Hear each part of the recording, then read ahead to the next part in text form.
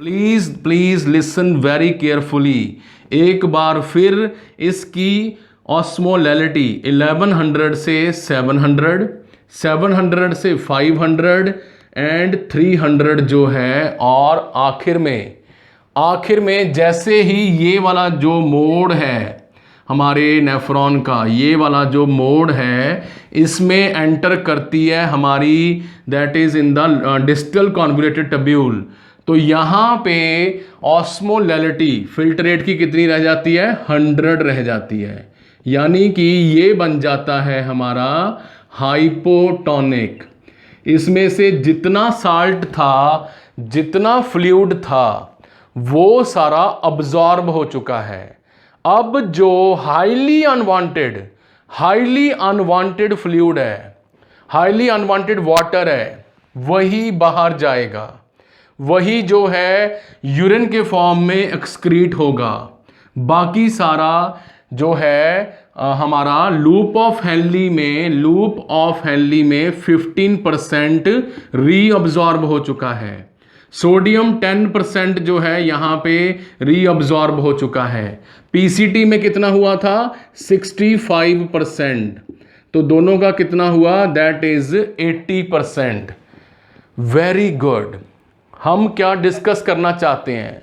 हम डिस्कस करना चाहते हैं कि 80% फ्लूइड जो है वो आपका हमारा बॉडी में, हमारा प्रॉक्सिमल कॉन्वोल्यूटेड टब्यूल एरिया, हमारा descending loop of Henley and ascending loop of Henley में जो है वो रीअब्जॉर्ब हो जाता है। only 20% fluid enter the distal convoluted tubule।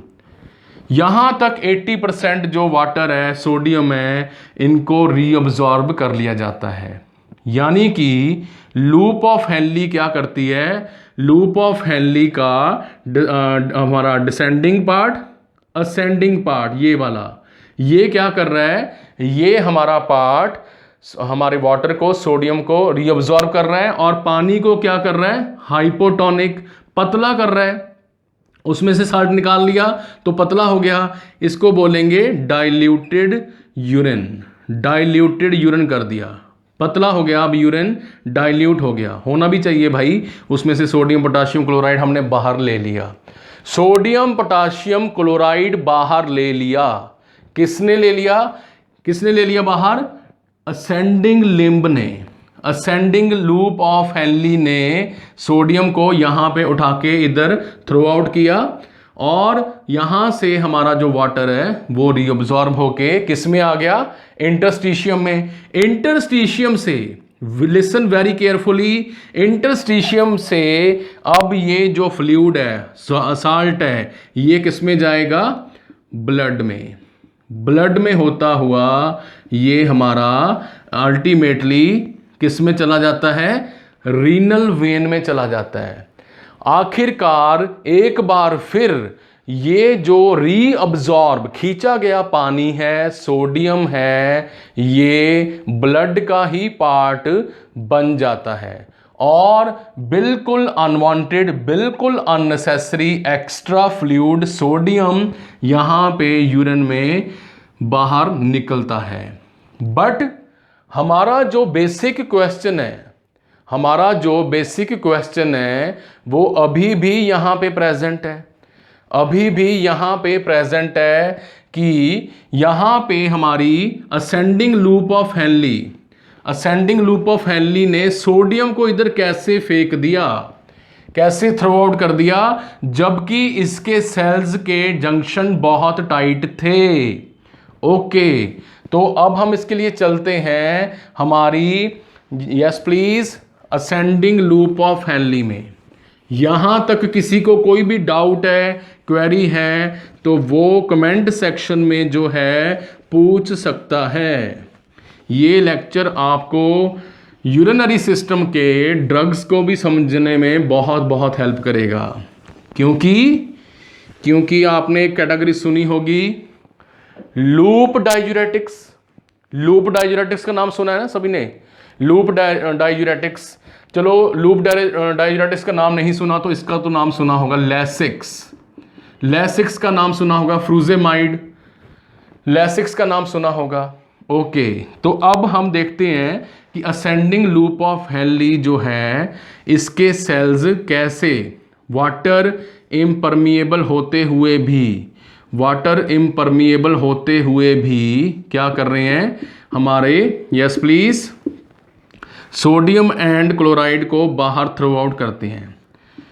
तो हमारी जो डिसेंडिंग लूप ऑफ हेनली है, sorry ascending loop of Henley है, असेंडिंग लूप ऑफ जो हेनली है यहाँ पे, ओके यहाँ पे असेंडिंग लूप ऑफ हेनली है, इसके अंदर प्रेजेंट हैं, इसकी वॉल्स के ऊपर ये जो इसका ल्यूमन है इसमें प्रेजेंट हैं हमारे, यस हमारे कौन से ट्रांसपोर्टर प्रेजेंट हैं, these are very special transporters. ये वाले जो हैं दो कार्टून, ये वाले जो गेट हमने बनाए हैं ये स्पेशल हमारे ट्रांसपोर्टर्स हैं, इनका नाम है sodium, yes potassium 2 chloride transporter, 2 chloride transporter इनका नाम है। ये क्या कर रहे हैं, ये स्पेशल प्रोटीन्स जैसे ही यहाँ पे हमारा हाई पावर का 1100 हाइपर ऑस्मोलर फिल्ट्रेट एंटर करता है, इसमें प्रेजेंट है ज़्यादा मात्रा में सोडियम, ज़्यादा मात्रा में यहाँ से आ रहा है, चलो इसको तो हम जानते ही हैं कि दैट इज़ हमारा ascending loop of Henley. Okay, तो ज़्यादा मात्रा में 1100 पावर वाला जो है सोडियम, पोटाशियम, क्लोराइड, मैग्नीशियम भी इसमें आ रहा है और कैल्शियम भी आ रहा है, यहाँ पे ये फिल्ट्रेट एंटर करता है। ओके, तो इसी के पास पड़ी है हमारी ब्लड वेसल, इसी के पास पड़ी है हमारी जो है इफरेंट आर्ट्रियोल की ब्रांच, और ये वाली स्पेस, यस प्लीज, ये स्पेस है हमारी इंटरस्टिशियल स्पेस, इंटरस्टिशियम, ये वाइट वाली जो स्पेस है सारी इंटरस्टिशियम। लूप ऑफ हेनली का इतना दिलचस्प लेक्चर आपको पूरी हिंदी में YouTube के ऊपर ऑन बोर्ड नहीं मिलेगा। सो प्लीज इस लेक्चर को चाहे 2 बार देखना पड़े, 3 बार देखना पड़े, नोट्स बनाने पड़े, एक बार समझ लीजिए फार्माकोलॉजी ओवर, अनाटॉमी ओवर, आपका medical surgical over, that's it. समझना ही लाइफ है, नॉलेज इज पावर। ओके, तो यहाँ पे प्रेजेंट है सोडियम, पोटाशियम 2 क्लोराइड, ठीक है जी, जो हमारा स्पेशल तरह का कार्टून है। ये कैसा कार्टून है भाई, इसकी 2 आँखें हैं, एक नोज़ है, ठीक है, और हम कह सकते हैं इसका एक माउथ है, इसका एक माउथ जो है ये यहाँ पे प्रेजेंट है, और ये आपकी तरफ देख रहा है भी। आप पहले लेक्चर को सुन रहे हो कि नहीं सुन रहे?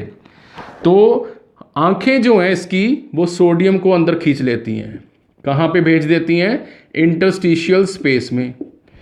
नोज इसका क्या कर रहा है, नोज इसका पोटाशियम को खींच रहा है, नोज इसका पोटाशियम को खींच रहा है, और इसका जो माउथ है ये खींच रहा है 2 क्लोराइड हमारे आयंस को।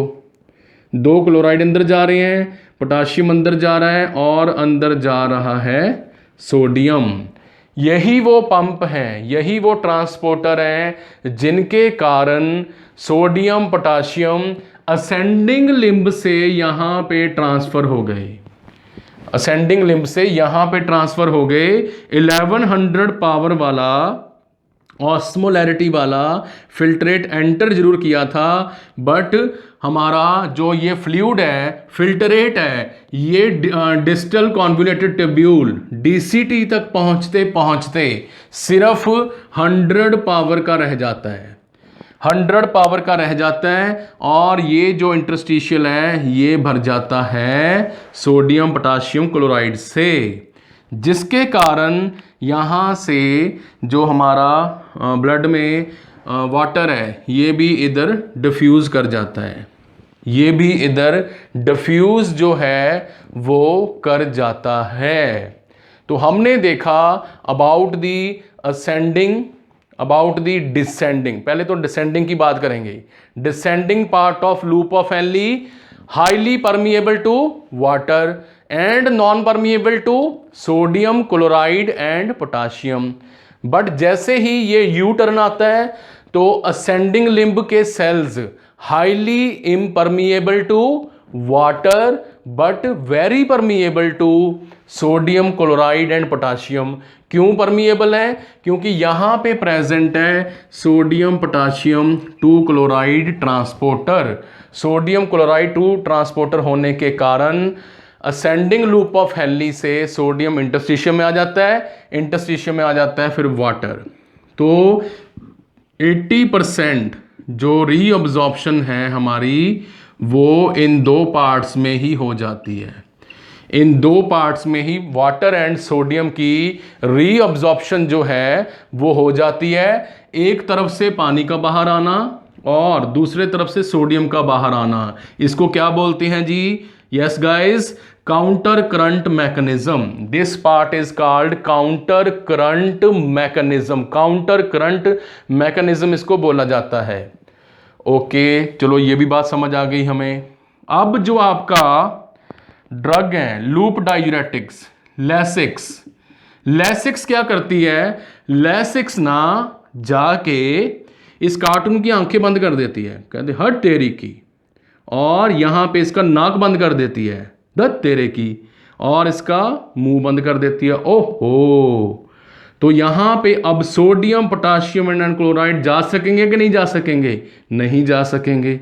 तो यहां पे ये जो फ्लूइड है 1100 की पावर से ही ऊपर मूव करेगा, ऊपर मूव करेगा। तो यहां पे जो फ्लूइड इकट्ठा हुआ था वाटर, वो अब क्या करेगा? यहां से इधर को मूव करेगा। यानी कि लैसिक्स का इंजेक्शन लगाते ही, लैसिक्स की टैबलेट खाते ही ये सोडियम पोटाशियम 2 क्लोराइड ट्रांसपोर्टर बंद हो जाते हैं और ज़्यादा फ्लूइड आना हमारा किसमें से? असेंडिंग लूप ऑफ हेनली से। ये तो बंद हो गए और अब ऊपर की तरफ जा रहे हैं, ऐसा फ्लूइड फिर सीधा बाहर आएगा। ठीक है जी। डाईयूरेसिस इसको बोलते हैं, डाईयूरेसिस। ज़्यादा मात्रा में जो फ्लूइड है वो बाहर निकालती है हमारी, यस प्लीज, लैसिक्स। कहाँ पे काम कर रही है? लूप ऑफ हेनली के एरिया के पास, इसीलिए इसको बोला गया है लूप डाईयूरेटिक्स। इसी तरह रट्टा मारने की जरूरत नहीं होती। रट्टा मारा तो किस्मत फोड़ ली, आज याद हो जाएगा, आज डिग्री क्लियर हो जाएगी, डिप्लोमा क्लियर हो जाएगा, बट ना तो गवर्नमेंट एग्जाम क्लियर होंगे ना एनक्लेक्स का एग्जाम क्लियर होगा। तो हमने देखा कि कैसे हमारे जो लूप डायूरेटिक्स हैं दे ब्लॉक कर देते हैं सोडियम पोटाशियम 2 क्लोराइड ट्रांसपोर्टर्स को, और यहाँ पे fluid as it is move कर रहा है, और साथ में इंटरस्टिशियल एरिया में जो फ्लूइड प्रेजेंट है ये भी उधर की तरफ मूव करना उल्टा शुरू कर देता है, उल्टा जो है वो शुरू कर देता है। तो हमने देखा कि कैसे जो है हमारी लूप ऑफ हेनली जो है ये इतना इंपॉर्टेंट रोल प्ले कर रही है। काउंटर करंट मैकेनिज्म, एक तरफ से फ्लूइड का आना, दूसरे तरफ से सोडियम का आना, ये लगातार हमारी जो है रीनल फंक्शन, नेफ्रॉन के फंक्शन को मेंटेन करता है। और यहाँ पे जो वेजा रेक्टा है, ये वाला जो फ्लूइड सिस्टम है, इसमें हमारी आर्टरी में ब्लड की मूवमेंट इतनी स्लो होती है कि यहाँ से हमारा स्टार्टिंग में क्या हो रहा है? स्टार्टिंग में सबसे पहले वाटर जो है वो बाहर आ जाता है, वाटर स्टार्ट जो है गोइंग आउट, और सोडियम भी इसके साथ ही चला जाता है।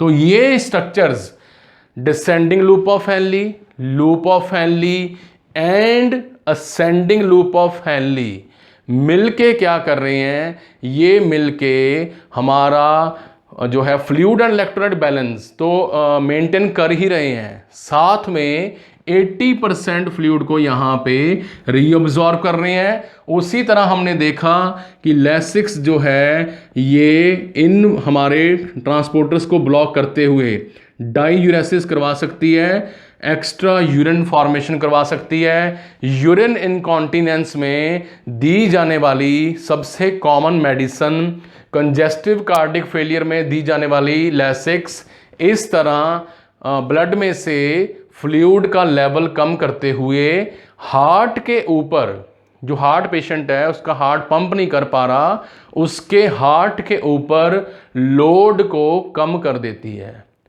So this was all about the, yes please, loop of Henley. Yes, एक पॉइंट और यहां पे रह गया, वो है कि जैसे जैसे हमारा यहाँ पे, ओके, अभी दोबारा फिर इनको एक्टिवेट करते हैं, बहुत ही इंपॉर्टेंट बात है। Right right right right, okay जी। तो यहाँ पे ये जो हमारा सोडियम क्लोराइड को ट्रांसपोर्टर है वो एक्टिवेट हो गया। ओके, तो इसमें क्या क्या अब्जॉर्ब किया इसने? Sodium, potassium and 2 chloride.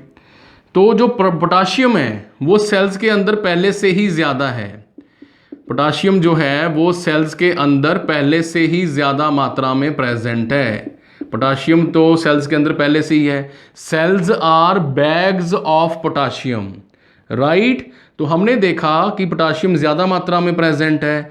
Okay जी, तो जैसे ही यहाँ पे हमारा इंटरस्टिशियल एरिया में पोटाशियम बढ़ना शुरू होता है तो सेल के अंदर इस तरह का सिस्टम है कि ये वापस हमारे पोटाशियम को ल्यूमन में भेज देता है, हमारा वापस पोटाशियम को ल्यूमन में भेज देता है। ओके, ल्यूमन में पोटाशियम ज़्यादा मात्रा में हो गया, पोटाशियम जो है ज़्यादा मात्रा में हो चुका है। ओके जी, ये भी हमें बात समझ आ रही है, ठीक है, पोटाशियम ज़्यादा मात्रा में हो गया। तो नीचे से कौन आ रहा था? और नीचे से यहाँ से कौन कौन आ रहे थे हमारे? यहाँ पे आ रहे थे हमारे, yes, sodium, potassium, chlorine and magnesium and हमारा कैल्शियम। तो यहाँ पे हम बात करेंगे मैग्नीशियम की एंड कैल्शियम की।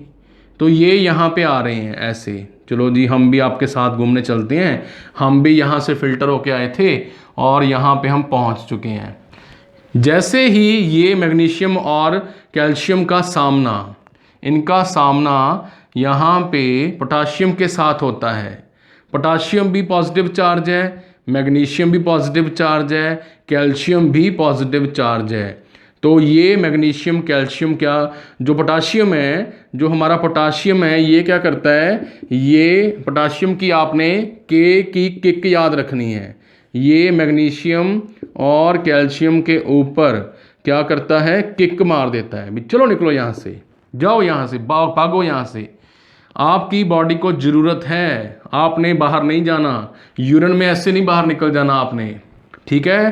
तो पोटाशियम, मैग्नीशियम और कैल्शियम को यहाँ से थ्रू पैरासेलुलर, सेलों के बीच में से कैल्शियम एंड मैग्नीशियम को पोटाशियम जो है लात मार के, किक मार के बाहर जो है निकाल देता है। तो यहाँ पे ये जो पोटाशियम, हमारे मैग्नीशियम और कैल्शियम है, ये एक बार फिर किस में चले जाते हैं? ब्लड में चले जाते हैं। बट ध्यान से सुनिए, listen very carefully, lecture lengthy जरूर है बट बहुत मायने हैं, बहुत इंपॉर्टेंट है, बहुत मीनिंगफुल है। अगर कोई पेशेंट लैसिक्स का इंजेक्शन ले रहा है तो ये मैग्नीशियम एंड कैल्शियम भी जो है साथ में निकल जाएंगे, पोटाशियम भी साथ में निकल जाएगा, क्योंकि ये ट्रांसपोर्टर बंद हो चुके हैं, हमने अभी पढ़ाया ना आपको। तो ये मैग्नीशियम और कैल्शियम भी यूरिन में एक्सक्रीट होना शुरू हो जाते हैं। एक्स्ट्रा कैल्शियम का लॉस होने के कारण जो है पेशेंट को ऑस्टियोपोरोसिस हो सकता है। ऑस्टियोपोरोसिस में बोन्स जो हैं कैल्शियम की कमी के कारण वीक हो जाती हैं, ये सबको पता है। और ये कंडीशन और भी ज़्यादा ख़राब तब हो जाती है जब पेशेंट की एज 60 ईयर्स से ज़्यादा हो और पेशेंट कंजेस्टिव कार्डिक फेलियर का पेशेंट हो, एज 60 ईयर्स हो, पहले ही उसकी बोन्स वीक हैं और ऊपर से पेशेंट रेगुलरली लैसिक्स ले रहा है। तो उसका ऑस्टियोपोरोसिस जो है इट कैन कॉज फ्रैक्चर, हड्डियों को वीक कर देगा तो फ्रैक्चर होगा। तो इतना कुछ आपने इस लेक्चर में सीखा। इस लेक्चर को 3 या 4 बार रिपीट मोड पे लगा के पक्का देखें, नोट्स बनाएं, रोक रोक के हिंदी में, पंजाबी में, इंग्लिश में और इंडियन लैंग्वेज में किसी में भी नोट करें तो आपको जो है बहुत बहुत नॉलेज मिलेगी। सो आई होप कि आपको लूप ऑफ हेनली के बारे में एक्स्ट्रा डिटेल सीखने को मिली। So in the next video lecture we will discuss about the distal convoluted tubule. Yes, every part of the nephron is very important क्योंकि इसी के ऊपर बेस्ड हैं medical surgical disorders, anatomy, pharmacology and disorders of yes please urinary system. Thank you for watching, keep subscribing, keep sharing. अगर आपको ये video बहुत अच्छा लगा, नॉलेजेबल लगा, आपको लगा कि ये वीडियो बहुत काम का है तो इसको प्लीज़ शेयर कीजिए and don't forget to press the bell icon. Thank you for watching once again.